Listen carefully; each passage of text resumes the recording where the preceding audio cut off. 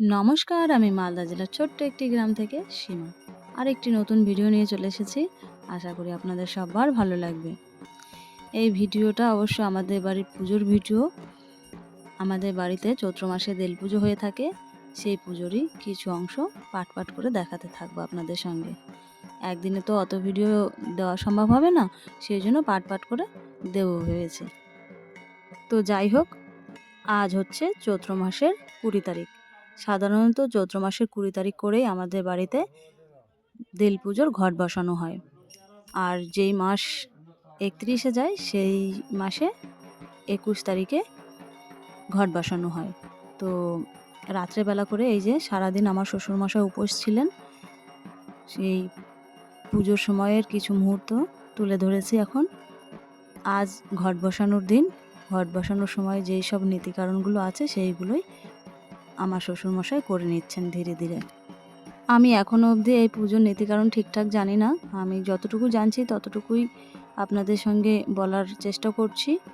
তো যাই হোক, আজ তো ঘট বসানো কমপ্লিট হলো। তারপরের দিন আমাদের দেল ঠাকুর নিদ্রায় চৈত্র মাসের 22 তারিখ হলো দিন। কারণ চৈত্র মাসের 21 তারিখ দেল ঠাকুর নিদ্রায় থাকেন।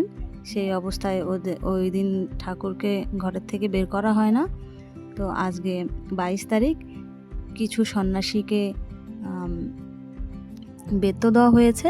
তারপরেই আজকে কিন্তু বেত্তর শেষে এখন দেল ঠাকুর বেরোবে ফিরে গতে, মানে এখন বেরোবে আর গিয়ে সন্ধ্যায় আমাদের বাড়ি ঢুকবে। আর এর মধ্যে কিন্তু আর দেল ঠাকুর বাড়ি ঢুকবে না, অন্যের বাড়ি যাবে। আর কিছু পরিমাণ চাল সামগ্রী যার যার বাড়ি থেকে দেবে, সেইগুলো আবার আমাদের বাড়ি নিয়ে আসবে।